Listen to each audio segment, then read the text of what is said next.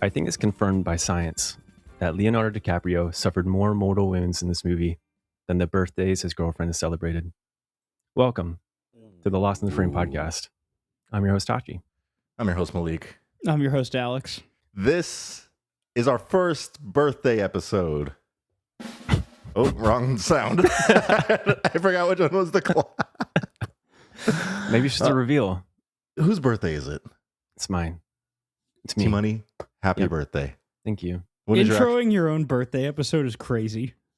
With that, Yeah. That was brave. That was risky. You're Thank too you. old for Leo, by the way. He wouldn't. I really am Yeah. way out of his range. Do you And want to? I don't know if you want to say it out loud, but like, how old are you turning? You can just you can throw up hand signals, throw up gang signs. I just want to make sure. Got it. How does that I'm feel? old. I'm 30, or I'm gonna be 32. Wow. Yeah, How does it Crazy. feel? Like something 6'7". it's not great. I'm on the wrong side of 30, but it's okay. I don't think you're on the wrong side of 30. I'm figuring it out. You're You know what? No, you're right. This is gonna be my year. Yeah, you're a good-looking sure. guy who's fit, who can bench more than 225. Yes, one day. All of that is true. All right. Let's get into movie news before we get into today's episode. Crime 101 debuts with 100% on Rotten Tomatoes, the highest rating for a crime thriller this decade. Are you guys aware of Crime 101? Why wasn't it 101%? Boom. You're asking the right questions. I am aware of it. I'm excited not. for it. I wouldn't say it looks like groundbreaking. It's not going to be Heat. Yeah. It looks fun. Still haven't seen Heat. What and who is it?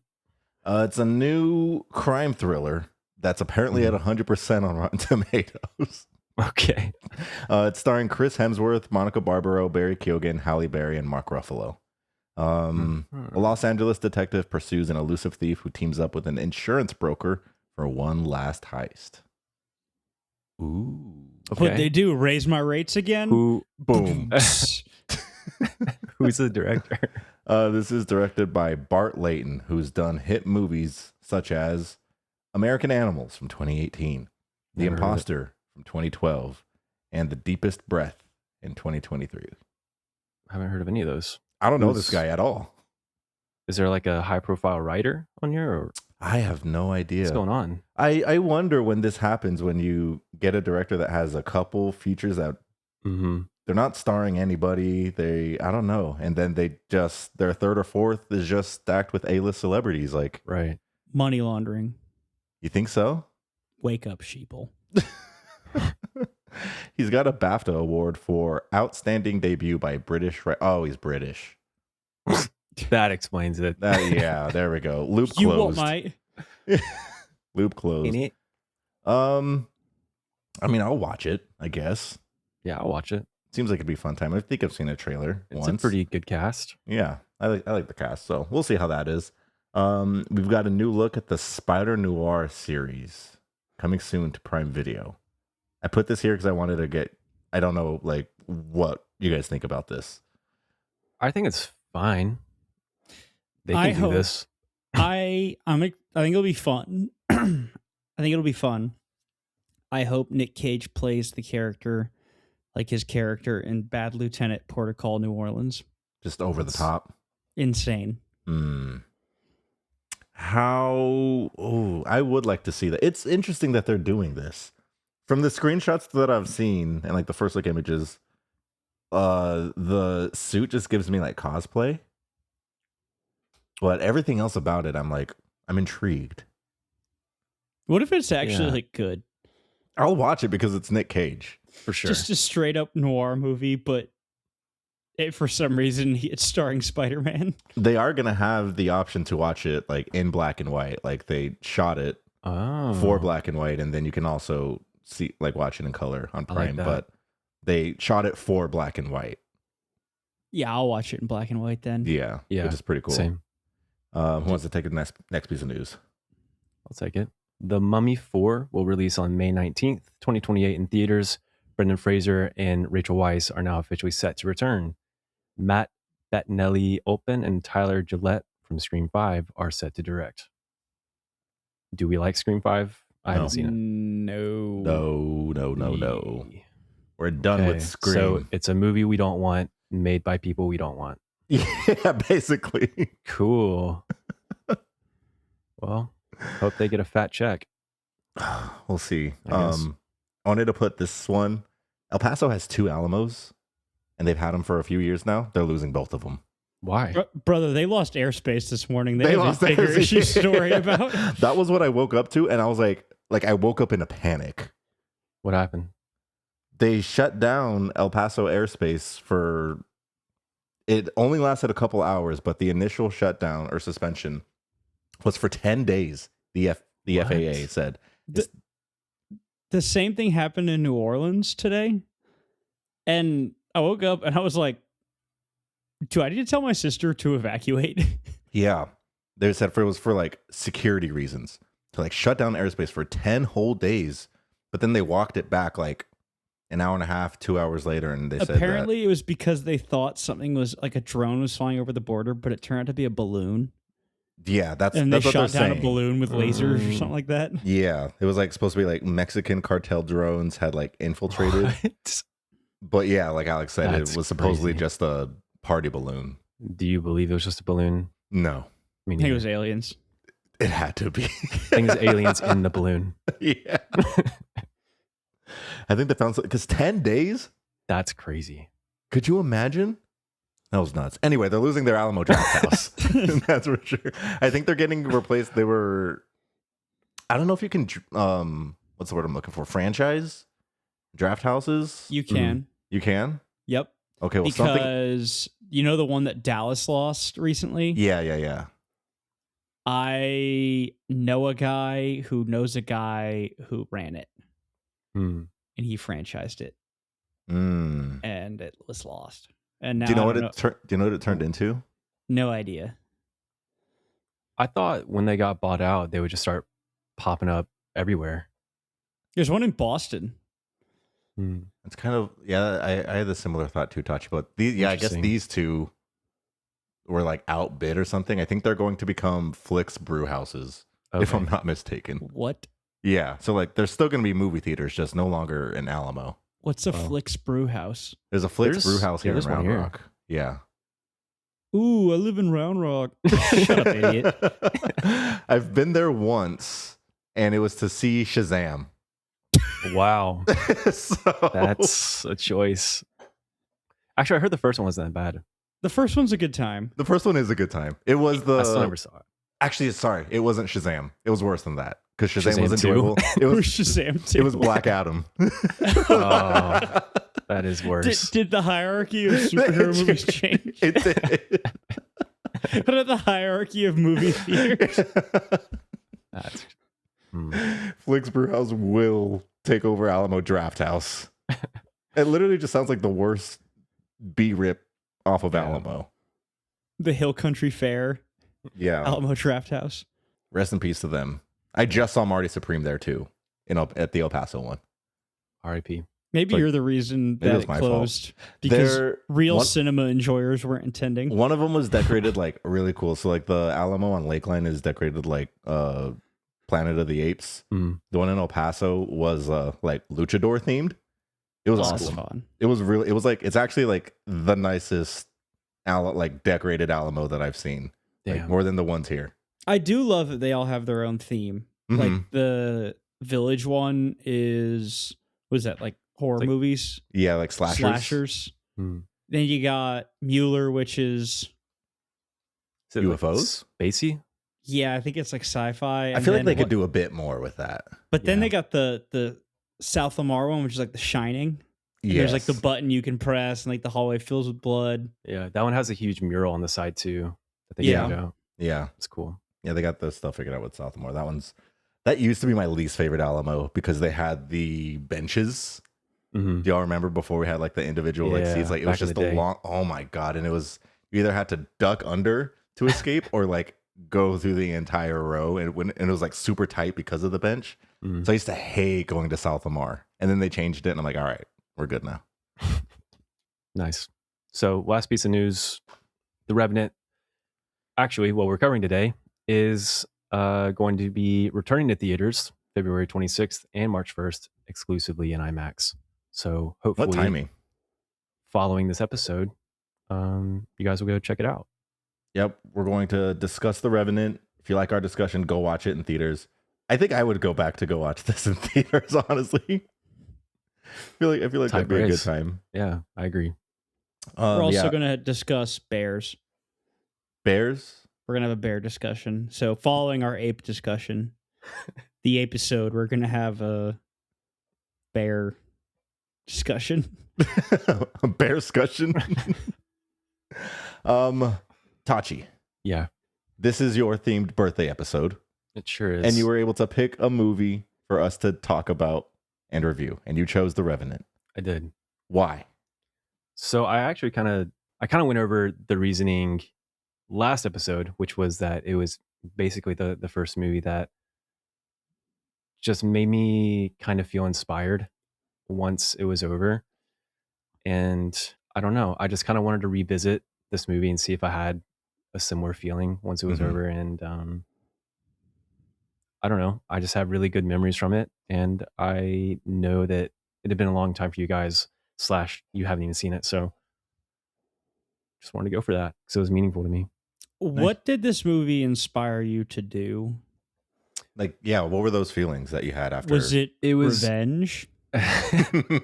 It was more so the beauty within the film. So I've always really been into like landscape photography, and there Mhm. are a lot of beautiful shots showing off the Canadian landscapes. So, and That's- Argentinian. oh yeah, very true. Mhm.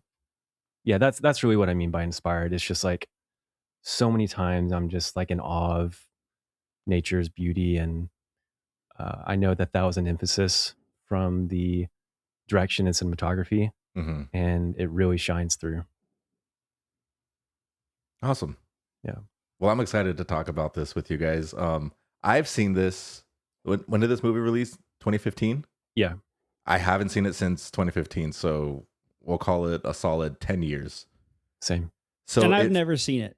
Mhm. which is shocking. Yeah, you're telling me. Yeah, this felt like the first time I'd seen it. You were saying before we were recording, Tachi, that you were shocked at how much you remembered. Mhm. There were bits and pieces I remembered because I was like, have I seen this? Because like I was like questioning it before, and I was like, have I Yeah. seen it? It was logged on Letterboxd, but like it could have just been like, when you first sign up for the app and Mhm. it's like a whole bunch of movies you just kind of go through. I was like, maybe it could be one of those situations, but I did remember bits and pieces of the movie. But overall, it did feel like the first time I'd seen it. And yeah, I'm excited to Get talk into it. about it. Maybe we all left feeling a little inspired for revenge after this movie. I know I did. I'm gonna get you guys. Who do you want to get revenge on? You guys Oh, okay. for bowling. what? For bowling. Oh.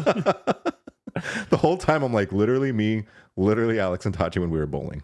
Every time you guttered, it's because I was hexing you. Actually, check your pockets. All right, let's do our Letterboxd Love Like Loathe. Tachi has our 5-star today, me with the 3, and then Alex with the 1, and then we will get into our thoughts and feelings on The Revenant. We shall. So this 5-star review comes in from Baby One. Refusing to die just to see Tom Hardy again is so real. I like it. I have 2 3-star reviews. The first one comes from Jake Reed. Matt Damon and The Martian deserved better. This movie and Leo's role / performance is incredibly overrated. Career Oscars are lame. We're going to talk a little bit about its life at the Oscars, so that's why I wanted to read that one. The second one I have just made me kind of mad, just rated me. Okay. This one is by Romanian Watcher. The movie was good. I should have paid more attention. Maybe I would have liked it more. Yeah. Technically valid review. I guess. Annoying review, but yeah. Like at least they're honest. Yeah. Like, good movie. I wish I wasn't on my phone for 45 minutes of it, but I'll watch it Yeah, again. that's crazy. Yeah. I also have 2 reviews for our 1-star. This one is from Louisa Mayer from February 2016. So this is an old review.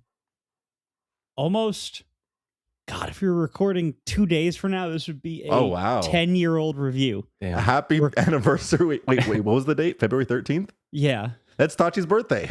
Ah! Look at that. Perfect. A birthday review for the birthday boy. It says a film made by men for men. Plenty of useless revenge, killing, and death. I hope it doesn't win any Oscar. I'm sorry, Leo. Louisa, I have bad news for you. From the future. I did have a second review, though. This one was from Yasin Hamid. And this was written in Arabic, and I did the liberty of translating it. And by took the liberty of translating it, I mean I plugged it into Google Translate and hit detect language. Let's go. What it spat back was, I saw the first hour of it, and it felt like I'd been sitting there all day. What kind of eggs are these? What? I'm going to guess that that's not an accurate translation. What kind of eggs are me when I'm at the store and I see some weird eggs? Yeah. What kind of eggs are these? At the size of your fist. Yeah. Maybe there's like a different cut in wherever this person watched the movie. The egg cut. The egg cut. Egypt. They're in Egypt. What do you think they meant? Or what do you think that actually says? I genuinely don't know. The egg. Read the egg sentence again. I saw the first hour of it, and it felt like I'd been sitting there all day. What kind of eggs are these? Maybe it's like an expression, like a figure of speech, but it doesn't translate well. Maybe it's just like, instead, like maybe it's what kind of movie is this? Just the translation's broken. My guess is it's like for us we're saying like, well, what is this pile of crap? But there, it's like, what kind of eggs are these? Like, it's like sucks. I like it. I'm gonna start saying that after every bad movie we see. Be like, what kind of egg was that? Movies are now eggs. Shitty eggs. I don't know. I don't speak Arabic. It'd be cool if I did, wouldn't it? You kind of do. No, I don't. Every time you say my name. Boom. You know what my name means, Alex? You're not wrong. You know what my name means? What? It means king. And you're both gonna bow down. So when I was in high school, I learned that Alexander means like defender of women. And I thought that was like so hard. I thought it would like get me girls, like that my name was Alexander, because I'd be like, oh, he'd defend us. Dude was Chad Maxing in middle school. It didn't. Tachi, what does your name mean? My real name means clever. I think Tachi means sword, maybe. Is Tachi normally, I feel like this is a question I should have asked you years ago, but is Tachi normally derived from your full name? No, it came from my cousin. When she was a baby, she couldn't say my name. Oh, actually, I think I knew that. Mm-hmm. I'm pretty sure I knew that. Oh, yeah. That's kind of happened. Happy little accident. Yeah. I'm going to read the synopsis of The Revenant real quick. Right. Just in case people don't know what we're talking about, which would be crazy. Why are you listening to this episode? This is the Leo Oscar movie for those in the dark. Yes. Leo's one and only Oscar. Yep. The Revenant came out in 2015, directed by Alejandro Gonzalez Iñárritu. In the 1820s, a frontiersman, Hugh Glass, sets out on a path of vengeance against those who left him for dead after a bear mauling. And like we said, this is starring Leonardo DiCaprio, Tom Hardy, Domhnall Gleeson, and Will Poulter. Alex, you were saying stacked cast, and you were surprised. Yeah, I was also surprised. The first 5 minutes, I'm like, yo, look at this guy. That was the part of like the movie where I'm like, have I seen this? I was like, I don't remember Tom Hardy or Domhnall Gleeson or Will Poulter. And for a second, I thought a majority of the movie was in another language before we started the movie. Where'd you watch it? Did you watch it on Peacock? I was like in my room. Is it free on Peacock? Yeah. Yeah. Oh my! I bought Do you it. not like look these things up on the Roku before I you? did. It wasn't that I didn't see Peacock. It just said YouTube TV, Amazon, and Apple TV. Then Apple TV was the cheapest. To buy it, it was only $4.99, and renting it was $3.99. So I bought it. Hmm. I got That's a it on good deal. digital, That's guys. a good deal. Can It you is. download it? I can download it. Oh, Nice. nice. Yeah. Download it. I will say, I don't know if it was like the movie or if it was just Peacock bugging, but I thought the sound mixing in like the first 15 minutes was horrid. I couldn't understand a word that was being said. I will say for my copy as well, like I don't watch movies with subtitles. I had to put the subtitles on, like Same. yeah, like 10 minutes into it. Like the voices just sounded really far away. It's getting literally- Tenet vibes. Yeah, I literally walked over to like the soundbar that I have, and I was like, "Is this on?" Like I thought it was like the sound just coming out of the TV, and I put my ear next to it, and I was like, "All right, it's on." I guess I'll just put the subtitles on. Maybe it was just mixed poorly. Yeah. Maybe. What kind of eggs were those? Alex, question for you. Mm-hmm. So this is based off of a book, based off of a real man, Hugh Glass. Were you aware of this story before? I knew it was a book. I didn't know it was based off a guy. Guys, this movie's based off of a guy. Tachi, did you know that? I didn't know that. I didn't know that until a couple hours ago. Oh my I said- God, he was actually mauled by a bear Yeah, it's like and was left for dead. yeah. I don't know if we'll talk about it a little bit more, but from what I saw online on Wikipedia, the things that were kind of fluffed up for the movie or things that were not confirmed in reality. It wasn't confirmed that he had a wife, let alone a native wife or a son. So those are things added to the movie, but Hugh Glass was a real person. He was captured by the Pawnee Uh-huh. and traveled to St. Louis in 1821, accompanying several Pawnee delegates invited to meet with U.S. authorities. It's not out of the realm of possibility. Hmm. Yeah. There's just no like actual like confirmation that he did have a wife and son. But yeah, he was attacked by a bear That's crazy. and crawled, I think the total was like 250 miles over 6 months, Crawled? or crawled and limped and did all that. Just Which- survived. yeah, tried to survive. Bro, they used to have it hard. We're over here struggling behind our computers. Okay, apparently, this is kind of funny. Fort Kiowa, which is where this was. It's in South Dakota. That movie did not look like South Dakota or any South Dakota that I had ever been to. No. Not quite. Oh no, these were vast, like grand landscapes. Like we say Canada and Argentina, that's exact. Yeah. Like that's what we Like saw. Canadian Rockies. For sure. I think it was filmed in Canada. So one of the fun facts that I have, I don't know if you guys had time to go through the trivia. But this trivia fact is due to production being behind schedule, the snow melted during the location shoot in Canada before filming was complete. With summer rapidly approaching, there was no choice but to relocate the entire production to southern Argentina, where there were similar wintry conditions. And that ballooned the budget by like 20 to 30 million. Yeah. Balloons. I was moving everything over to Argentina from Canada, which is nuts. That's dedication. That is dedication. Imagine they just switched to blue screen. Oh my God. The movie just tanks in quality. I'm glad that they chose to shoot outdoors. It seems like there were a lot of issues that came from getting these real landscapes and being out there in the cold and the snow. Mm-hmm. They didn't use any light. They mainly shot it with natural light, which I think is awesome. There's one night scene where they didn't use natural light. Mm-hmm. Do you see that trivia fact? Where did that one go? It's the third one. We had to lay a bunch of light bulbs around the fire to create a cushion of light. That's all the light we used. That's crazy. That's crazy. This Man. movie's cinematographer is Emmanuel Lubezki, who has worked with this director before on Birdman. He also shot Children of Men. Nice. Beautiful movie. Mhm. Gravity.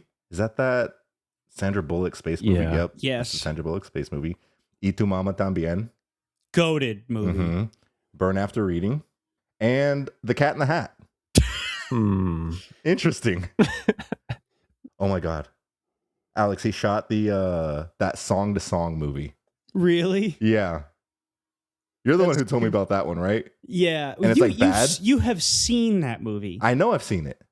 but you didn't know you saw it until after I told you saw it, which is the funniest bit. So I'm like, you rated it on Letterboxd, and you're A like, no, I 1. didn't. I did. Yeah, I remember this conversation, which is why I bring it up. I'm like, because now I remember it. God, it had sauce, but like it was so long and it was nonsensical. I don't remember it. I just know I didn't like it. I don't know what Terrence Malick was thinking when he made it. He wasn't. He was not. It was cool to see like a modern Austin movie though. All right, let's get into what we thought about The Revenant. And it was filmed at an ACL that I attended. Oh, I think, yeah. let's keep talking about that movie. We should rewatch it for this podcast. That's what I'll choose for my birthday episode. No, you can't stop me. Yeah, I can. I'll start with this. Ready? Guys, I love this movie.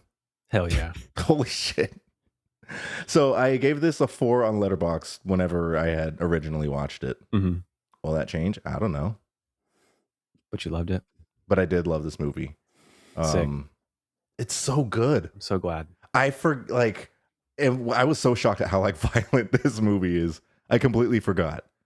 Me too. There were so many moments where I just like had my hand over my mouth at the opening 10 minutes even is just insane. Just people just getting bow and arrowed left and right. Scalped. Yeah. I don't remember any of that before. Yeah, no, when I mentioned that I didn't realize how much I remembered, it's because like before every horrible thing, like 30 seconds leading up to it, I'm like, oh no. You're like, oh, it's coming. Yeah. Just brutal. Brutal. But beautiful. Very beautiful. Scalping movie. is crazy. Scalping is crazy.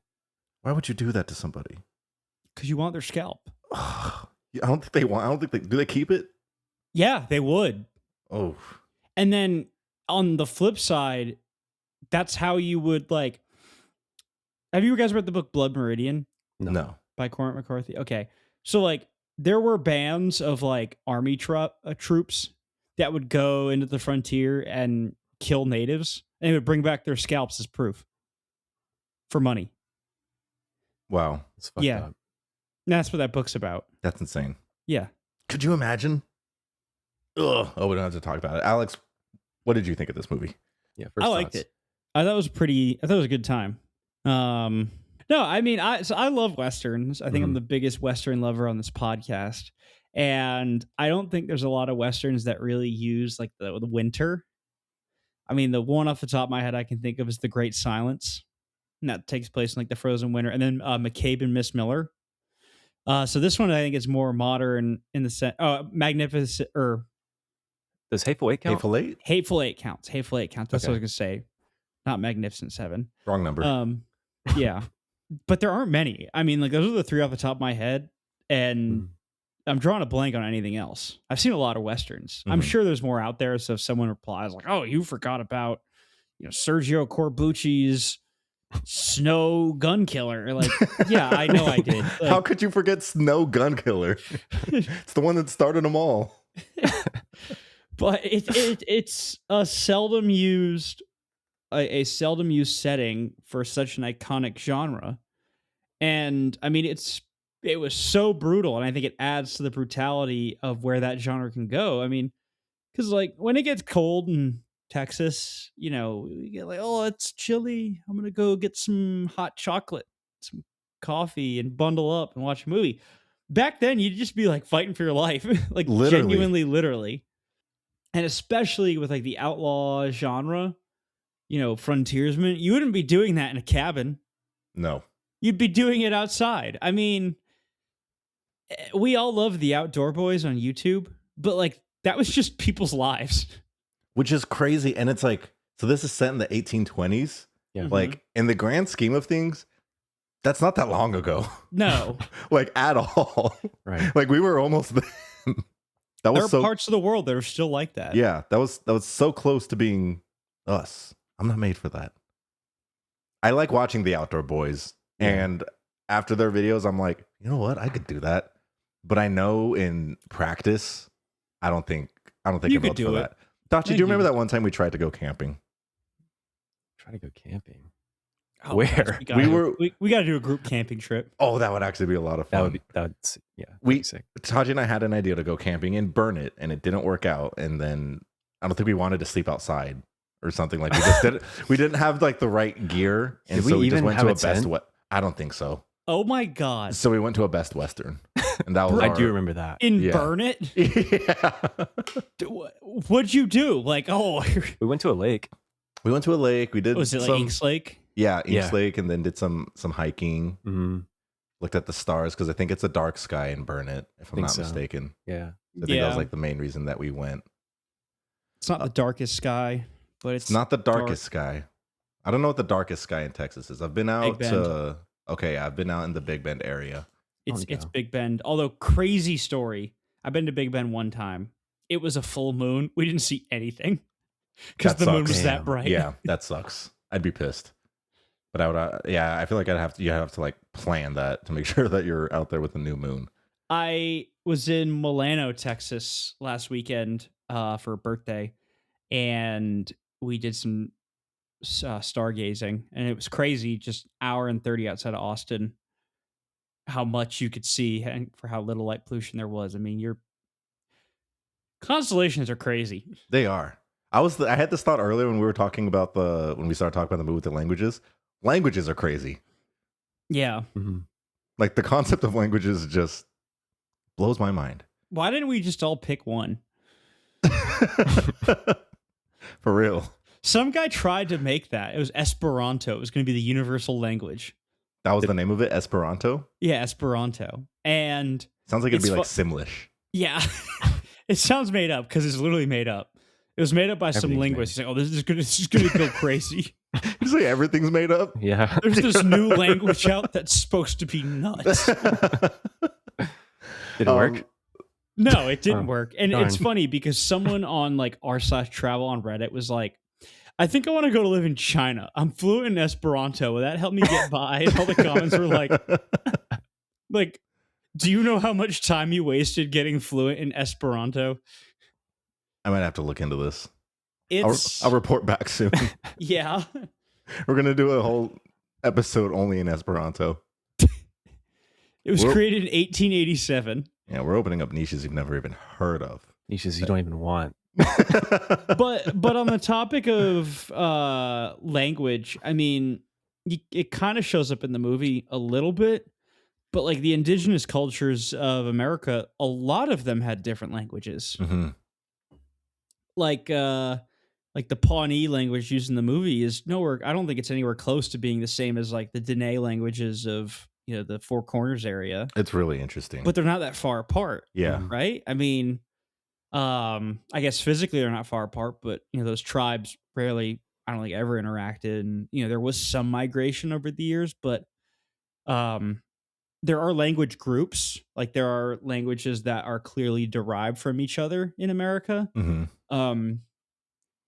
Like indigenous, I've always been fascinated by like the indigenous history in America. I think it's fascinating. Mhm. Yeah, language is crazy. It There was is. like what 4 languages spoken in this movie: Pawnee, English, French, and Ree. Yeah.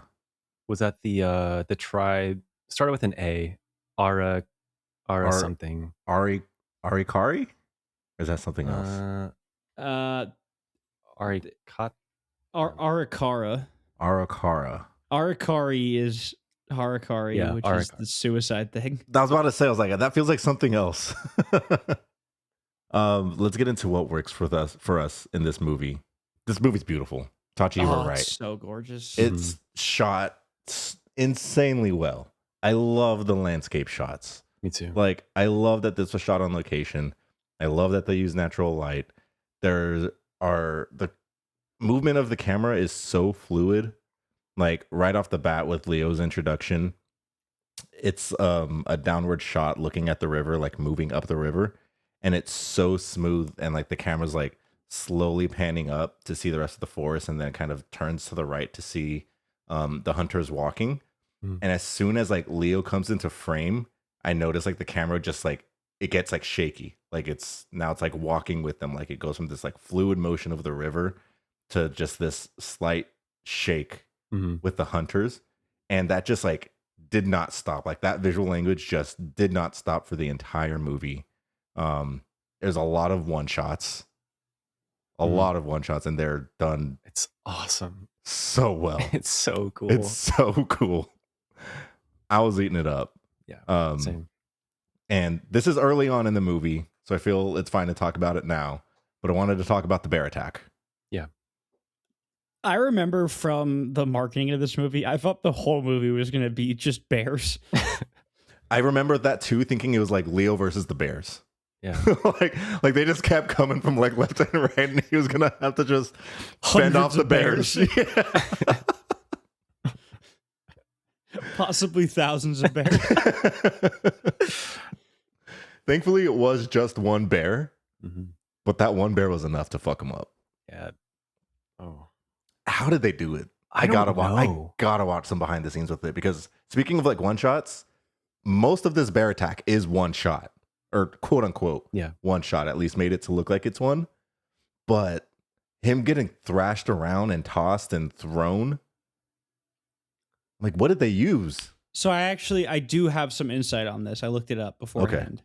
So apparently when they were filming in the woods, Leo did get attacked by a bear. Okay. And they just filmed it. Wow. That's crazy. And that's what the bear attack was. And he's really like that. They put CGI over the bear a little bit to make it look fake. Because they didn't want to get sued. I've noticed Leo does have that little pep in his step when he's walking. Must be the bear. Must be. He didn't used to only date 25-year-olds, and then the bear happened. This bear attack is crazy. It's the motions of the bear and how it attacks him seems so natural. Yeah, like the way it like shakes him and steps on him, and the stepping on the head. Like I was just like watching its claws just near his. Oh my god, the intermittent like sniffs and scratch, just like light scratches that I just know just are agonizing. It's terrible. Just like gashing in his back. Yeah. But like I've seen Grizzly Man. I know what can happen to bears. With bears. And then like in the middle of the fight, like once you think it's over, the bear is walking away, and he loads his gun. That was dumb. Oh my god! He should have just still played dead. It was gonna come back. Like I think it was gonna come back regardless. Yeah. But it had lost okay, so here's the thing. If it's black, fight back. If it's brown, lie down. If it's white, good night. Yeah. That's what you're supposed to do. I don't think you're supposed to get back up. You're supposed to play dead, because then I think a grizzly will lose interest and just walk away. Because the thing with a grizzly is they're super aggressive and they will rip you to shreds. But for the most part, they're largely indifferent to you. Like, obviously, like, don't go hang out with them like Timothy Treadwell did. But he did last 10 years hanging out with the bears. But because they know they're better than you. And so they don't hunt people. Like, grizzlies don't hunt people like polar bears do. But this one was due to him walking in on the nest with the cubs. Like the cubs were there, yeah. Yeah, the cubs are a very central part to it. But when it left and went back to the cubs, because that's what happens. It leaves and goes back to the cubs. I think he should have continued to play dead. Do you think they know these? They know these rules 200 years ago? It's black. I would assume a woodsman would in some capacity. True. Because he does go limp. Like, he does play dead. He doesn't have a choice sometimes. It's just throwing him around like a rag doll. But yeah, it's... I get what you mean, but like I do think the bear was coming back, and at that point, if he like, it did seem like he had a good shot. Like, your one and only chance, take the shot, like headshot. But unfortunately, he grazes the side of its neck. Oh my god, and it goes back for more. I wonder if it was coming back because he was like squirming around, getting like fidgeting around. I am convinced that that's why it came back. Well, either way, I simply would have continued to play dead until the party showed up. Crazy sequence though. The throat slice was The throat slice is Gnarly. insane. I wanted to talk about the overall, like, I don't know if I could say production design, but like the makeup is like, I think we'll get into a little bit later to say, I think it was nominated for an Oscar for this, but like the effects on his body and the makeup overall was so well done. Specifically when he first starts to drink some water after a little while Oh yeah. and the blood starts pouring out of his neck. And then he cauterizes it. Oh my God. That was nuts. Literally insane. He gets the gunpowder and stuffs it Into his neck wounds. and sets it ablaze. Men used to be men. I'm sorry. Like if I did that, I would never shut up about it. And now I just shiver in my 50-degree apartment when it gets cold outside. My shoulder hurts and it ruins my day. I don't think I would have made it past 8 years old in this time. Yeah. Why 8? And that's when you're gaining consciousness. I think I'd have just You gained seen... consciousness at 8? is that late? Yes. A little. When did you gain consciousness? Like 4 when I lived in Germany. Do you remember? Yeah. Not like great, but enough. I All right, remember enough. I just joined the lobby late, I guess. Interesting. I've got more on my list, but I'll throw it to you guys for what works for you. What's good here? I like the performances. Tom Hardy puts on a fantastic performance in this. He doesn't even like Tom Hardy's one of those guys I think can disappear into a role and you're like, well, that's Tom Hardy. Easily. Like if you told me that, if you had not told me, I would have been like, I don't know who this guy is. He's pretty good. Yeah. Like I was already excited. Like Tachi, you had said that this was a movie we're going to watch. I was like, oh, okay, I'm down for that. And then Tom Hardy's name popped up in like the beginning sequence, and I was like, oh shit, let's go. Yeah, he was awesome. His character was super believable. Yeah. Will Poulter was fun. Will Poulter's a good time. Yeah. Yeah, I like him. Me too. Go Will. Remember when he was like the eyebrows guy from We're the Millers? Yeah. Like that's just who he was. Do you guys think he has an 1820s face? What kind of face do you think he has? What kind of era does his face belong in? Not 1820s South Dakota, I don't think. He seemed kind of weird in that place. Maybe it's because he looked like he was 12. Current Jack Black might fit in Wearing the Minecraft costume. with all those fur trappers. Yeah. That Steve shirt would look so bright in that landscape. First we mine, then we craft. When they're trying to get out. Pawnee's like, who is this guy? There was one, hang on. It was about the shots, and I thought of it when you were talking about how you thought it was beautiful, Malik. And it just feels like throughout the whole movie, every frame and sequence is either like a one shot or like a beautiful landscape wide shot, or just like a super uncomfortably close, intimate close up that's just pain, agony, fear. I don't know, like the primal, I guess, instinct that, Leonardo DiCaprio's character just wants to survive and keep moving and find Tom Hardy's character, Fitzgerald. I do love like the big differences between the sweeping landscape shots and then like you said, the really wide angle lenses up in their faces. I think there's a lot of that in Birdman. I don't know if you guys have seen Birdman, but that's a movie I really like, that I really enjoy. That's the only other movie from this director that I'm familiar with, but I think it's a good kind of like level to see the like how he kind of likes to shoot his movies. And so it's interesting to see like that carried over to like such a nature heavy movie. But I think once they get like that camera real close to their faces, it works really well. Like I think that could potentially like go on the side of goofy, like putting a camera like 2 feet away from your actor's face and just like kind of shooting them from like chin level. Like you kind of get like that funny like effect, like that weird like fisheye effect. So but it's done extremely well in this. Yeah. And speaking on the proximity of the camera to the actor, there's a quote by Rob Reiner in some interview that he's doing, and he's talking about The Princess Bride. And there's a scene in The Princess Bride where they're watching the princess ride her horse like across this pretty little thing. It's like just a cool little, I don't know, landscape shot as she's riding a horse. And for like a second, there's a lens flare in the camera.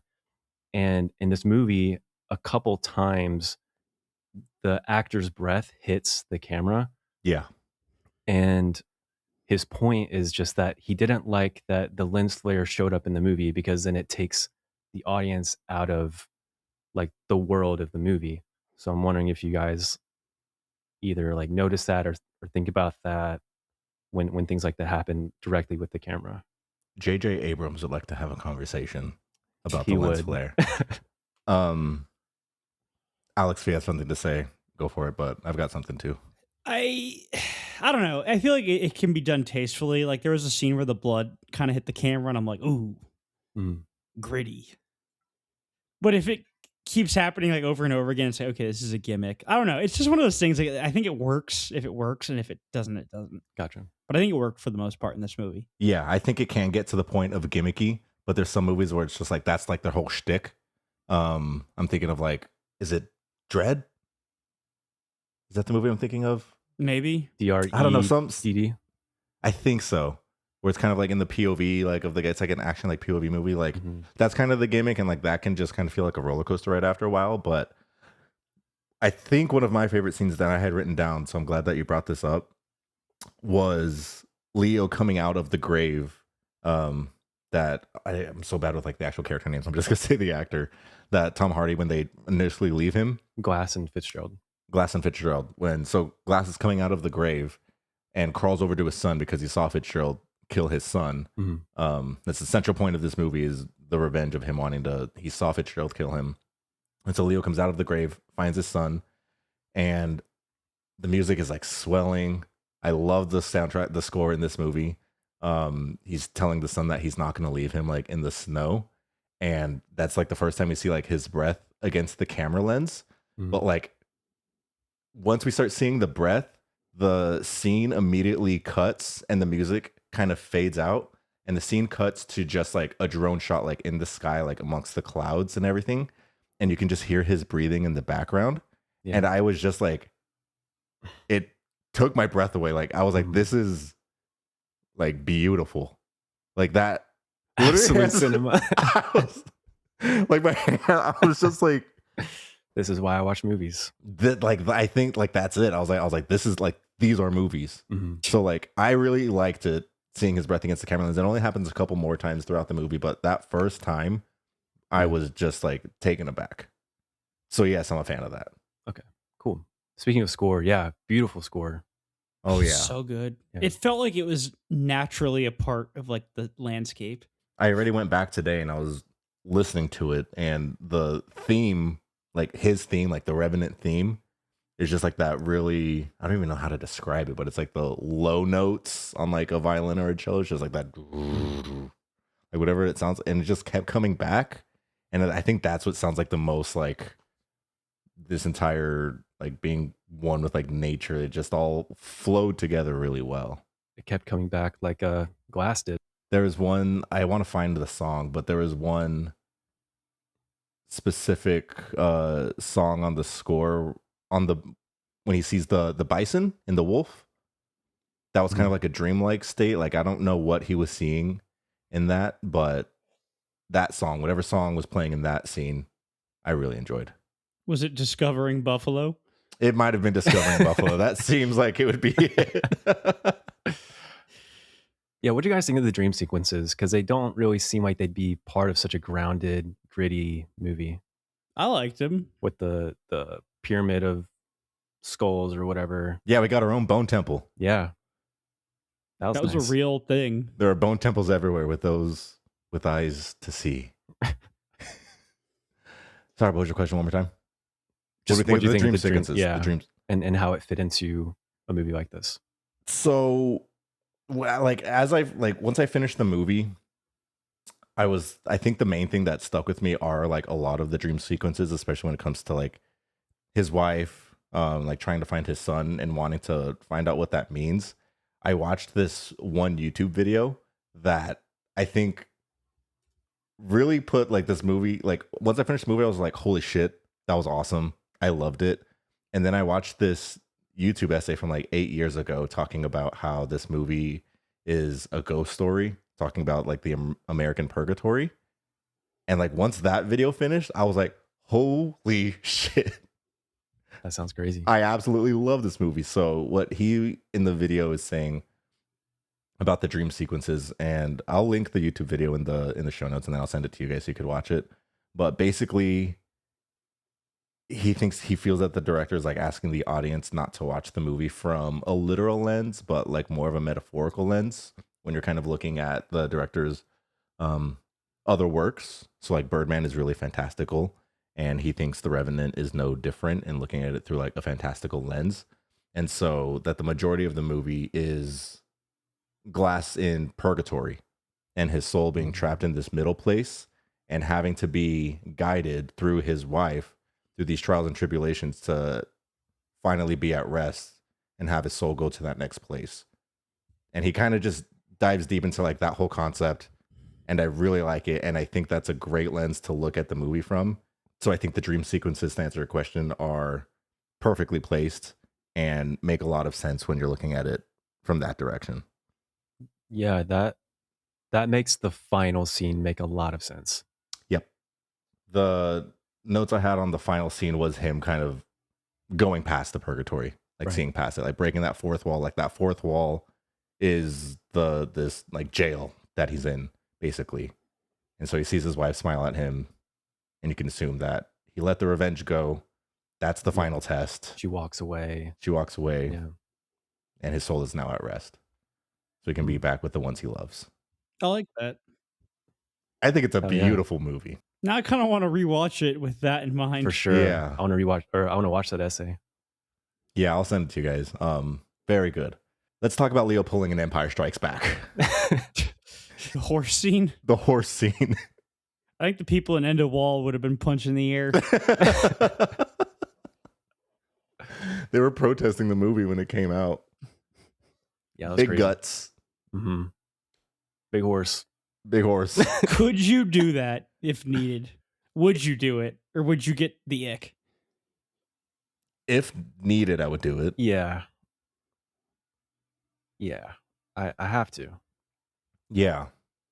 I have to avenge my son. Like at that point, you've come so far. Mm-hmm. Like you know what you have to do. Like he went no hezzy. He said, I'm going in that horse.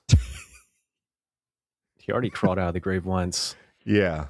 I don't Glass is know. built different. How did he survive the fall?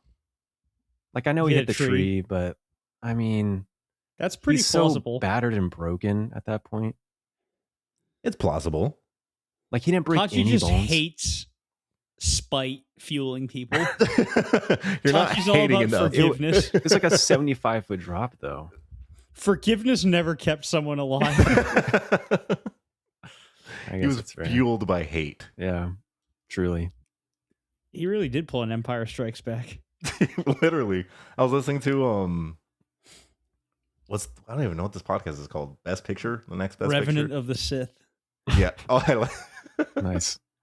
they were talking about Star Wars, and then they brought up The Revenant, and this episode came out like a couple days ago, and I was like, oh, weird timing. We're literally about to talk about that today. Yeah, I'd go on the horse. Oh yeah, brother. I'm in that horse. Would you? Okay, let's say you just like saw like a horse that was dead, but was pretty warm. Would you do it? For fun? Not for fun. For Or like I'm in that science? situation. Like I'm not like it's not current day, right? And I don't. No, okay, just- like you're okay. hiking around, you're on like Town Lake Trail. There's a horse. It's dead. I'm not getting in that horse. Present day. It's got to be the correct situation. It has to be the exact situation Leo was in. If I'm you not, and Tachi camping in Burnett too. It's like a nice spring day. You're crawling in a horse. we see a horse. Like, dude, we gotta crawl in this for survival. we gotta do it. We don't have a Okay. tent. The horse was just asleep too. My God. How hungry? Hater. I think the craziest bit about this movie, like what he does for survival, is not like climbing in the horse, is eating all the raw meat. Like he just like raw dogs a fish and then Yeah. eats some raw buffalo meat. I mean, Straight Gollum mode.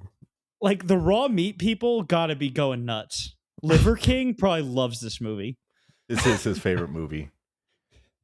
I had a fun trivia fact about the bison. Oh, here we go. Leonardo DiCaprio chose to devour a raw slab of bison's liver, even though he is vegetarian. He also had to learn to shoot a musket, build a fire, speak 2 native languages. So he took a bite of bison's liver. No wonder Raw. he threw up on camera. Like that was 100% real. Okay, so I've heard from vegetarians that if you eat meat, like accidentally or on purpose, like the first couple times you do it, it's not a good time. Like it's the equivalent of us eating like, Raw like bison a liver. spicy Taco Bell. Now imagine not eating meat and then eating raw bison liver. I think he never will go back to meat because he always thinks of the last time he ate raw bison liver. Like he could walk by Franklin's and smell the nicest brisket ever cooked and he'll in throw that up. establishment, and he'll raw bison liver. And it's the fact that it's his only Oscar today. He needs another Oscar. Dude, he just needs to eat more bison liver. I love bison. It's delicious. It's just good beef. It's just good beef. Literally what it is. Like, it's straight up American beef. None of this Angus. None of this nonsense. I want bison. There What used to about be... Wagyu? That is not American beef. I know it's not. I think But there it's used to be good. millions of bison in America. Oh, there used to Back be in the day. like stupid amounts of bison in Yeah. America. Now they're pretty endangered. Yep. Have you guys ever seen them in the wild? I've never seen a I've bison. not. I've seen an elk They're though. so cool. They're so cool. If you go to Yellowstone, you will see bison. I want to go to Yellowstone. It's on the bucket Yellowstone list. is incredible. I believe it. The American bison is just such a majestic, beautiful creature that we almost hunted to extinction. That's so sad. It's so sad. White people. There's a herd in Oklahoma at the Tall Grass Prairie and Preserve. I think that's the closest like wild herd. I've driven through that preserve on a motorcycle trying to find him, and I couldn't find him. Sounds like that'd be a nice drive, though. It was beautiful. It was gorgeous. I actually think Oklahoma is a little, especially Eastern Oklahoma, is a little underrated. Something about that rolling prairie, and there's like true elevation. There was like a river and some trees. Like it wasn't just flat. There's something about Oklahoma. I was pleasantly Sounds nice. enjoying it. Tachi, we got to get bikes. I want a bike. We got to go cross Wait, country. bicycle or like Motorcycle. Okay. We got to wild hogs this shit. Okay. I think Wild Hogs is taken, but I do like the hog like surname for a group. But like the Crankin' Hogs. I like cranking hogs. I feel like we can like integrate Samson's name somewhere, somehow. So it's kind of like a for those who know, you know? 28 hogs later. That could be something. One thing I wanted to bring up was the meaning of the word revenant, and I think going back to the entire like purgatory and dream thing, Yeah. I think that's relevant. It is a noun, and it means a person who has returned, especially supposedly from the dead.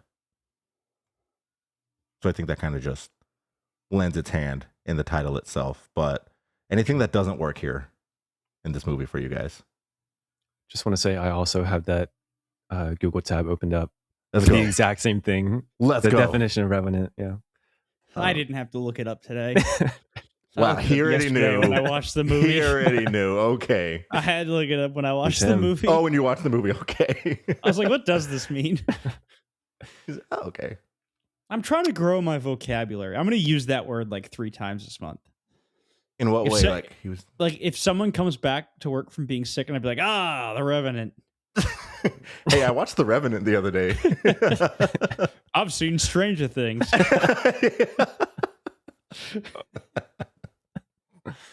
Who up Revenant maxing? Don't tell me that. I'm gonna have a cortisol spike.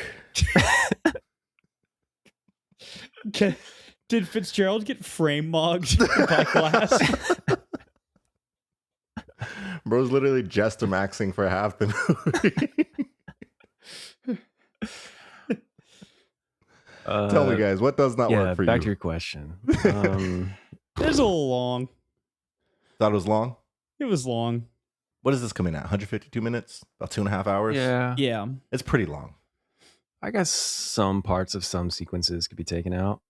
Maybe just like polished a bit. Like I saw a lot of the reviews were just like if you took out every like shot of trees, this movie is 10 minutes long. I'm like, all right, that's a little funny. We joke. We like to make jokes jest. here. We jester Max. Yeah, I don't know. I love everything about this movie, actually. I don't know if there's any one thing I would change. I agree that it is a little bit long. I was surprised to see a 2.5 hour runtime. Maybe like a 2:10. I'd be comfortable around 2. I think you can get a story across. You can get the story across and the same, I think you can capture the same feelings, the same emotions, and really not miss a beat. Shaving like a good chunk off. Like not specific scenes, but just like here and there, get it down to 2 hours. But this is what we got, and I'm not pissed about it. But if I have to say something derogatory or negative, then I not derogatory, that was the wrong word. So it sounds like it's good reviews from you guys. That's all you got. I liked it. It's a good movie. Now, how do we feel about this being Leo's one and only Oscar? Let's talk Now this movie's history with the Oscars. That is where I might get a little spicy. All right. Let's get We'll into hear it. you first. Because I don't think this was his top 3 role. Not even sure if it's top 5. I agree. You know, go to his filmography. What else was nominated this year, first of all? Okay. For which category specifically? Best actor. All right. Actor in a leading role. So this movie was nominated. This was the 88th Academy Awards. This was in 2016. You had Leonardo DiCaprio for The Revenant. Bryan Cranston for Trumbo. What? Never heard of it. What? That movie's made up. Matt Damon for The Martian. Uh-huh. Michael Fassbender for Steve Jobs. And Eddie Redmayne in The Danish Girl.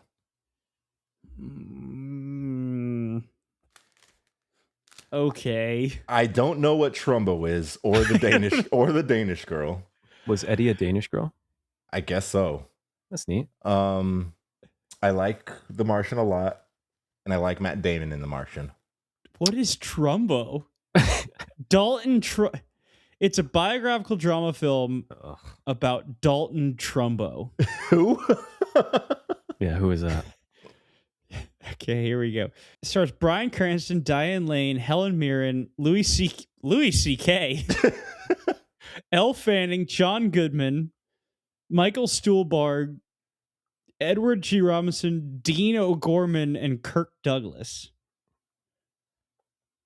I don't know who this is. It was distributed by Bleecker Street. Okay. Dalton Trumbo was an American screenwriter who scripted many award-winning films, including Roman Holiday, goated, Exodus, Spartacus, 30 Seconds Over Tokyo. One of the Hollywood 10, he refused to testify before the House Un-American Activities Committee in 1947 during the committee's investigation of communist influences in the motion picture industry. Trumbo, the other members of the Hollywood 10, and hundreds of other professionals in the industry were blacklisted by Hollywood. Interesting. Okay, so that I didn't guess win. his work for he continued working clandestinely on major films, writing under pseudonyms or other authors' names. His uncredited work won 2 Academy Awards for Best Story, for Roman Holiday, which was presented to a front writer, and for The Brave One, which was awarded to a pseudonym used by Trumbo. Interesting. Roman Holiday is a good movie. That kind of sounds like an interesting movie then. He didn't win though, but those were his, that's who he was competing against. Does this feel just like okay, we finally have to give Leo an Oscar, because the running gag of the Oscars for years has been Leo not having one. Right. Yeah. When he should. And this was, I remember most people were just like, this is the one that we're going to give it to him for. Like, and I feel like since I hadn't seen the movie in 10 years, I had a preconceived notion going into this that this movie was just fine from everyone's conversations and knowing that like, oh, that's the movie that Leo got his Oscar from, but everybody kind of disagreeing that it should not have been this movie. So sounds like we kind of think the same thing. I'm fine with him winning against the competition that he had. Agreed. I Mhm. I do agree that it's probably not his best role. Just looking at his filmography, there's some bangers in there. What would you say are his top three? We can do three, maybe extend it to five if we get undecided. Ooh, I like this game. The Departed's got to be up there. Shutter Island heads? Anyone? I don't know. I haven't seen it in so long. I want wouldn't. to I rewatch wouldn't. it. I don't think I'd put it top 3, but I do like Shutter Island. I don't remember Django. I need to rewatch it. I also need to rewatch Wolf of Wall Street. Oh, but you would just know. I think for me, and this is I think the best thing about this filmography is there's so many great performances. Yep. I think Wolf. I think Killers of the Flower Moon. And I'm going to go crazy here. I think What's Eating Gilbert Grape. Oh, I need to see that. It's on my watch list. Leo goes crazy in this movie. Like, he doesn't seem like he's acting. I'll put it that way. They parodied this in Tropic Thunder. Is that who they're kind of poking fun at? Yeah. Yeah. For me, I might have to go. I got to go basic. There's a reason Wolf of Wall Street is a film bro movie. Yeah. I'm not saying it's my number one. It's so good. Yeah, I'm not saying it's my number one performance, but that is top 3 performance for me. A favorite for me, Once Upon a Time in Hollywood. So good. He's on a weird other level in that movie. Like it's not his most like boisterous performance, but dude's like dialed in. That whole sequence when he's at the film set is so good, especially when he's pissed when he goes back to his trailer. So funny, so good. We forgot a bit of movie news. What did we think about the Super Bowl commercial for The Adventures of Cliff Booth? Oh, we did not talk about that. So I didn't see it live. I watched it after. It was like someone recorded it on their TV. I'm in. I'm in too. I don't know. I didn't see it. It hasn't been released yet. It was weird because there was no indication into what it was. You like had to know what it was. There was no Netflix logo. There was no title card. There was a Netflix logo. Was there? Yes. Right at the very end, there was one. Okay, Netflix logo, but no title card. There was no title card. No directed by David Fincher. No written by Quentin Tarantino. Just here. Brad Pitt. In the 70s. Frame mugging. Yeah. I'm in. I might go Titanic, guys. I simply wouldn't have crashed the boat into an iceberg. Here's the thing, though. As I'm watching this movie, I've been talking about all the things that I love about this movie now. Mm-hmm. I'm solid in like my feelings of this not being like an Oscar worthy, quote unquote Oscar worthy performance from Leo. I think it's his most like demanding role that he's ever done, probably like physically. Like I wouldn't be surprised with that. What I did think this movie, like, and this was before I saw what it was nominated for, I was like, directing for sure, right, and cinematography, right. Like the entire like movie, like as a whole, I think is very, very well put together, very immersive. But if we're talking about performances, like I would choose Tom Hardy over Leo performance wise in this.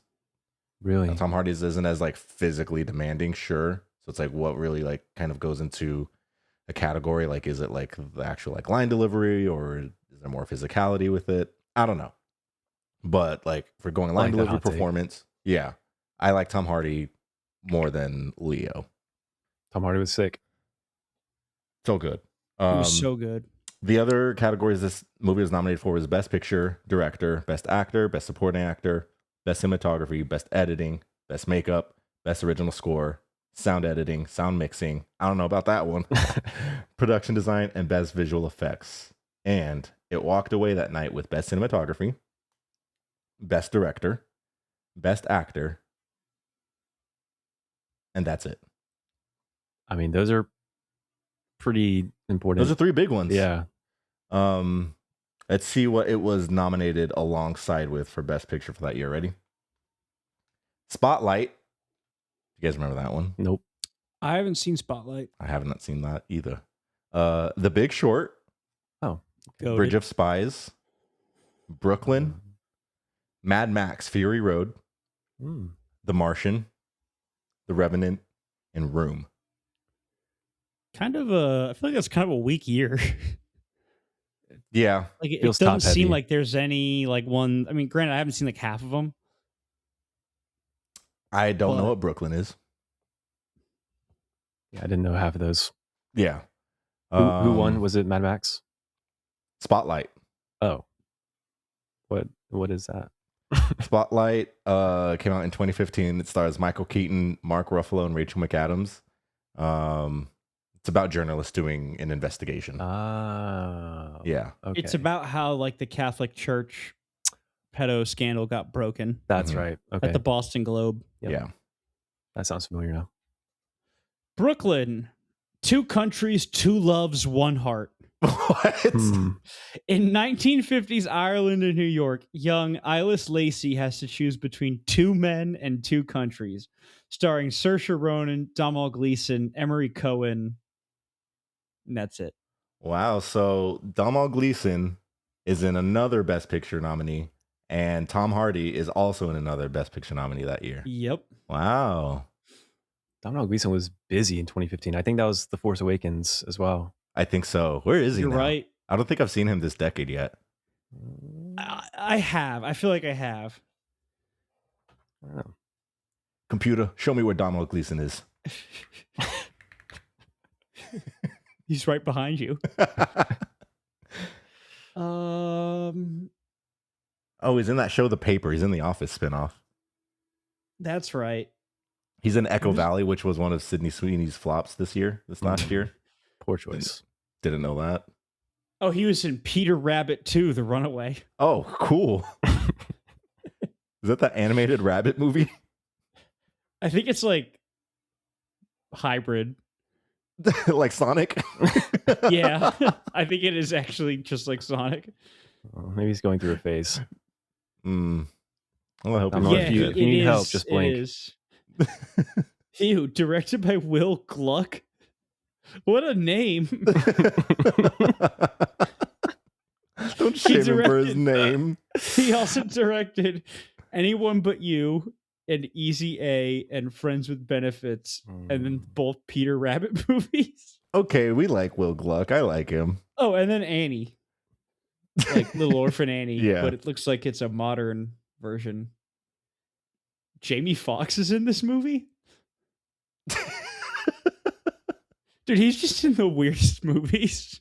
Jamie Foxx has such an interesting career. Like he just He seems like a fun hang. yeah, probably. Mhm. Yeah, he's funny. I mean, he's in like Django Unchained, Baby Driver, Amazing Spider-Man 2, Collateral, Miami Like, Vice, and then he's in literally like just- then he's in Another like Rio. another Domhnall Gleeson movie that came out in 2015, Ex Machina. Bro was busy. Oh wow, That's what a year crazy. for him. Oh, I love that movie. I do feel like his face was around Yeah. a lot more. Interesting guy. Mm-hmm. Any Well- last thoughts on Revenant? Go see it in IMAX. It's a good time. Yeah, it's an IMAX. You should. I think it'd look really great in IMAX. Oh my god, For I sure. bet. Probably sounds incredible. Thanks for picking this one, Tachi. This was Yeah. good. Yeah. we ready for scores? Yeah. You go first, birthday boy. So first time I watched it, I gave it a 5-star. Second time I watched it, I'm giving it a 5-star. There we go. I love this movie. Nice. It rips. It does. Who's next? The first time I watched it, which was right now, I gave it a 4 out of 5. All 8 out of right. 10. Nice. I'm gonna give this a 5 out of 5. Hell yeah. This Oh wow, I guess I'm a hater. like you're not. No, you're totally good. The first time I watched it, I gave it a 4 out of 5. That was 10 years ago.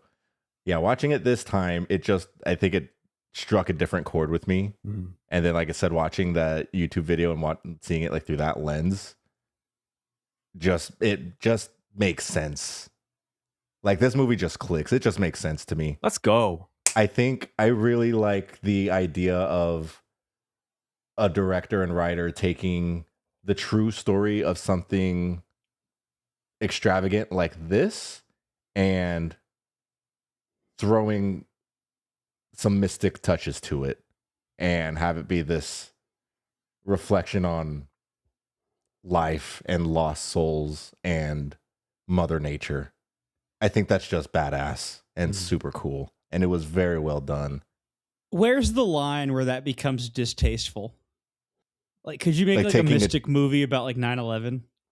Ooh, no. No. This is...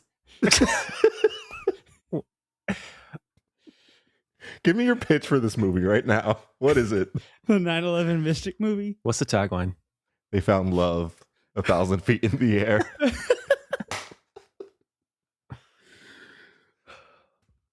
I don't even know what that would be. I think that's the line. A little bit before that, there's a line. I don't know. It's your question. I think taking the story of a guy who got mauled by a bear and survived to tell the tale is okay. In the 1820s, it's okay to do a little zhuzhing. Mm. So in 200 years, it'll be okay to make a mystic movie about 9/11? I don't think 9/11. I think that's still... Do It's you like, I really want to make this this movie. I will make this movie. But like, but where's the line? Okay, but like, could you do one about the Kennedy assassination? Sure. I think the line... this feels fine because it's like... I might be backing myself into a corner here, but we'll see. Because it's like a singular person's story of survival. So it's like 127 Hours, the James Franco movie. Like if they did that and with a little bit more like mysticism, I don't know if that's a word, I think that could work. Like something like that. But like you can't do something that affected a nation. I think. Why not? Like, I'm like, why not? It's like a historical event. We have to do it and then see what happens. Alex, I hope you never forget about this idea. Hope you run with it. Hope you run in the woods with it. I mean, I guess in a weird sense, it's kind of like Donnie Darko. Planes crash into buildings in Donnie Darko. Mm-hmm. But it's not specifically 9/11. It sounds like you want to do Fight Club's kind of like that. 9/11. Yeah, you just do Donnie Darko, but he goes to work. Remember Me, but with more twists. Crazy into a movie. Alex, you got some bear trivia for us? I do have some bear trivia, but I want to say one thing before we dive into the bear trivia. It's not about 9/11 or Kennedy. Okay, I don't believe him. Domhnall Gleeson was in a movie in 2025 called Fountain of Youth, directed by Guy Ritchie. I had no idea this movie came out, and I actually like Guy Ritchie for the most part. The best secrets are the hardest to find.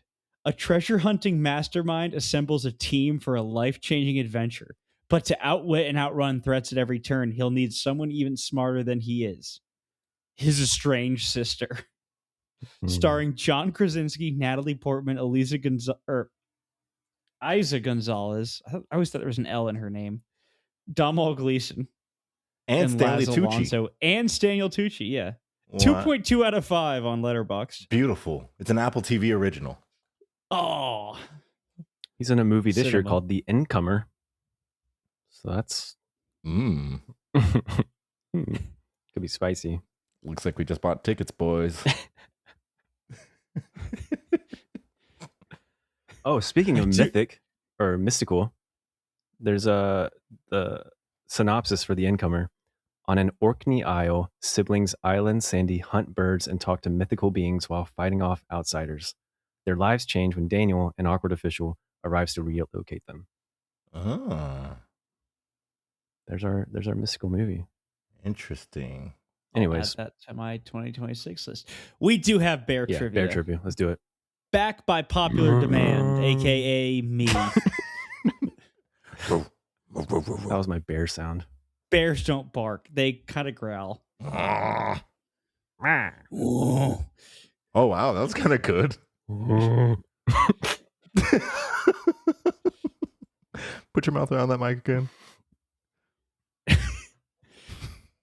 All right, question number 1. We got 9 questions. Okay. True or false? Bears can see in color, unlike other mammals. True. True. Why not? That is true. Let's go. Bears see in color. So they can discriminate. Racist bears.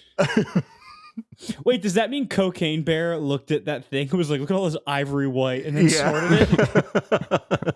That bear knew what it was doing. Great movie. It really is. How fast can grizzly bears run? Closest person wins. I'm gonna say run 50 miles an hour. 35 miles an hour. Malik is closer. It's 30. God damn Although it. apparently there are rumors that it is 35, but like the fastest any bear has ever been clocked is 30. Can't if they a climb bear- faster than they can run? I think that's black bears. I don't think grizzly bears climb trees. Okay. Oh, really? Yeah. Imagine Skill a bear issue. going 50. Yeah, that would be insane. 30 is already crazy. Really but scary. imagine 50. Like 30 is like a school zone. Imagine a school zone. And how much faster 50 feels in a 30. And But it's a a bear- grizzly bear. Yeah. Grizzly bears are huge. Charging you. That's Ugh. terrifying. It'd be like Samson running at you. Name from the following bears the ones that are exclusively carnivores: black bears, grizzly bears, Kodiak bears, polar bears, sun bears, and panda bears. Exclusively carnivores. Which ones are exclusively carnivores? All right, Polar, here's my- okay. grizzly. I think grizzlies eat salmon. Oh wait, no. What are the bears that? Oh, it's Winnie the Pooh. They eat honey. There's got to be some bears that eat honey. That had to be based on something. They did not make that up. I don't think there are bears in England. Damn. Oh, honey. Oh, bother. Oh. I'm going to go black, polar, panda. Those are my 3. No, panda. Don't tell me that I'm wrong. Okay, I already said no. Did you say sun bear? What's a sun bear? Yeah, sun bear. They're Some in bears are Asia. those like freaky Ah. looking ones. They look a little weird. They got Yeah. like the white. They're like the fluffy Ah. black fur. They got like the white like thing here. Okay, I'll go. Wait, yeah, polar, grizzly, and Kodiak. Is everyone locking in answers? Yeah. You're both wrong. It's just polar bears. God damn it. All other bears are omnivores.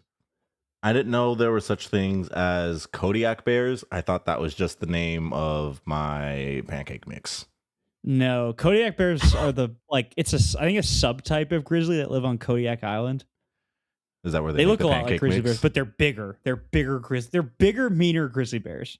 That which makes is sense. crazy. It makes sense that it's I could the say reason them. it's And my there's pancake literally mix. just one island full of them. That's crazy. You ever tried the Kodiak pancakes, Tachi? Yeah, they're good. The protein ones? Shout out to our new sponsor, Kodiak. pancakes. Get yolked. I think Kodiak bears, or I mean, do grizzly bears live on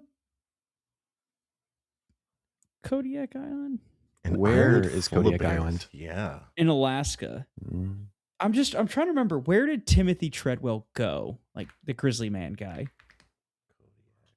Where did he go? Where did he summer? Because it was one of the Alaskan like parks. Are they? He I know kind a of guy wasn't named supposed Tim. to go there. Oh, he was in Katmai. How'd it get Wild there? documentary if you haven't seen it. It's like Into the Wild, but even more like, what is this guy thinking? Fun. Send me that. I will. A newly born Kodiak bear Ugh. can weigh how much? 200 pounds. Which season? Like, no, when they're born. Like, when they're born, like, what can they weigh?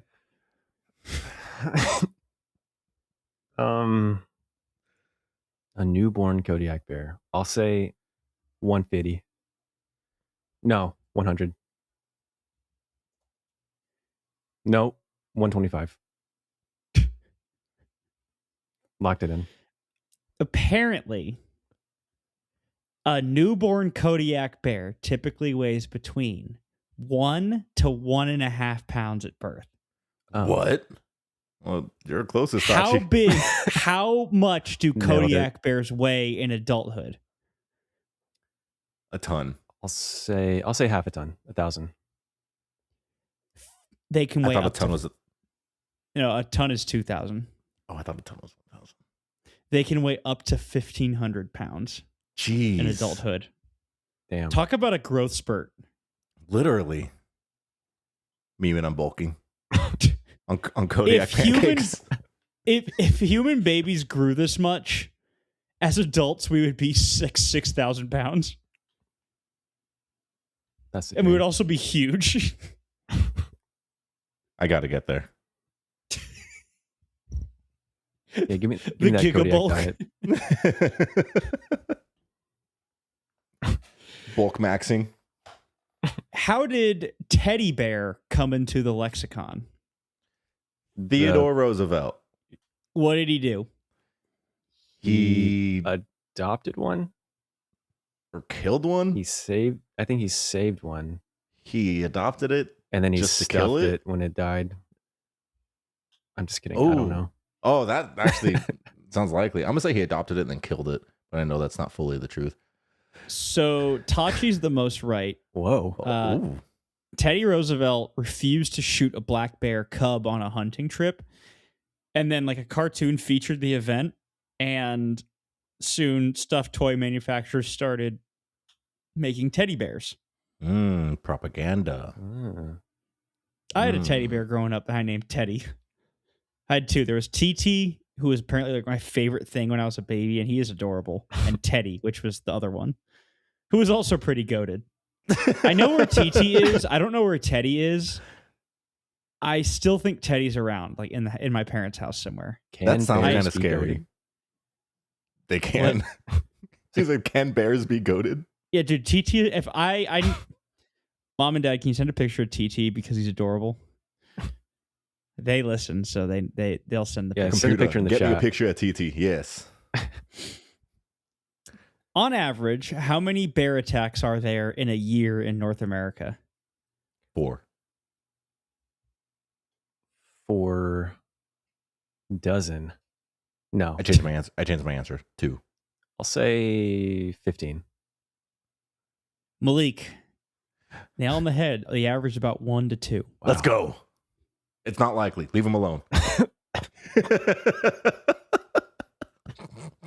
How many U.S. states can you find grizzly bears in? 7. 8. Ooh. Damn. Let's see. The answer's 5. Let's go. And Rigged. even then, that's stretching it. So 30,000 grizzlies are in Alaska. Okay. About 1,800 to 2,000 are in Montana. About 600 grizzlies are in Wyoming. In Washington, there's about 500, and in Idaho, there's about 100. And this is like wild population, obviously, because there's probably like a grizzly in Texas in like someone's house. There's got to be. One of these freaks has one. I know they do. Now, this one's I hear it. in the same vein. How many U.S. states historically could you find grizzly bears in? What was the previous answer? How far back? Like, are Beginning of time to yesterday. we going like 13 colonies era? Well, no, state. No. Well, this says post glacial, so pretty far back. Post-glacial. So let's go with that. So And then like historic is probably around the time of like The Revenant. Let's say it was 5 currently now. Mm-hmm. I'm going to say 29. 29? 29? I'll go 15. I think Malik's closer. It's 26. Oh my! Let's go. They got Happy as birthday. far south as Texas. Whoa! Where'd they And go? post glacial, they got as far east as Pennsylvania. Wow. I need to know more So about post glacial. The historic range, it's 1, 2, 3, 4, 5, 6, 7. Post glacial Like is 17, 18. Oh, sorry. It's like 18 states, it looks like. I may have counted wrong. Oh, maybe 19 because Arkansas is peeking through there. Okay, well then Tachi But yeah, wins. they got as far east as like Missouri and like the historic range. That's crazy. But They were in Texas, they were in Oklahoma, all through New Mexico. Like they used to be everywhere, and we Oh. kind of hunted them into nowhere. Sad. Which is really sad. truly, We do be doing that a lot. Mm-hmm. And the final question: how many bears has Alex seen in the wild? which bear is best? Bears. Beats.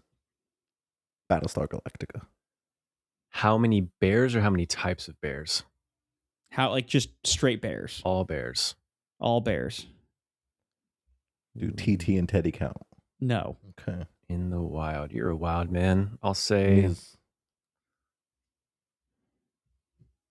at least 3. I'm going to say 0. Tachi, you're the Fuck, closest. Nice. I have seen, and it could be a little bit more than this. I think it's 7 bears. Whoa. I've never seen a bear. I saw 3 in Yellowstone, 2 black bears and a grizzly. I saw 3 riding my motorcycle in Georgia. I came around a bend and there was a mama, and I remember 2 cubs. It could be 3. I need to go back and look at the GoPro footage. And then That's I saw 1 in Vermont, a black bear. That's cool. Wow. I love nature. I gotta see a bear. I've seen one bear. It was a bear cub. This was back in Tennessee in Gatlinburg. We were pulling around the corner on this like the tight little mountain road, and we scare the bear, and it falls backwards down somewhere off the road, off the mountain side. So Bye bye bear. we're sure it's fine. It's just Gatlinburg. It's not that steep. I love bears. Black bears are so cute. I've seen pictures. They're really cute. Grizzlies are not cute. We saw a thing from across like a valley. It's on the other side of like a river. You could just tell it meant business. That's terrifying. There's a whole movie about getting attacked by a grizzly bear, actually. Really? What's it called? It's called The Revenant. Go watch I haven't seen it. it. Anything else from you guys? Pandas eat bamboo. Oh, thank you. See, I thought it was going to be a trick question because I was like, I know pandas eat bamboo, but I bet when they get buck wild, they'll take an arm off. But I guess not. They only eat bamboo exclusively? Think maybe. That's crazy. Pandas, I don't think actually exist in the wild. They're so useless. Yeah, they're pretty just Have you dumb. seen the falling off videos of them in the trees. zoo and they're just like, just falling. They're trying Like to climb this is and not they a just... real animal. It's like they don't have bones. They're cute though. They're adorable. All right, 3 things I've taken from this episode. We need to get motorcycles. Mm-hmm. We need to drive them. And we need to see bears. Welcome to the show. We need to get some hogs to ride for sure. Yeah. Also, this is a long episode. I just realized. Yeah, It's long an episode. We're recording an hour and 40 minutes. Long episode for a long movie. If you're still here, thank you. Go watch The Revenant. It's going to be out in theaters in like a week by the time you hear this episode. Worth it. If the last time you saw it was 10 years ago, do yourself a favor, go watch it again. Please. Actually, now it'd be like 11 years ago. Stop. Okay. And support You're right. Good IMAX. night. You're right. Yeah. Support IMAX. Go watch The Revenant. Will Leo get his second Oscar? Will he overcome the bison liver? We'll find out soon. Thank you so much for listening. We'll see you guys in the next one. Peace. Bye.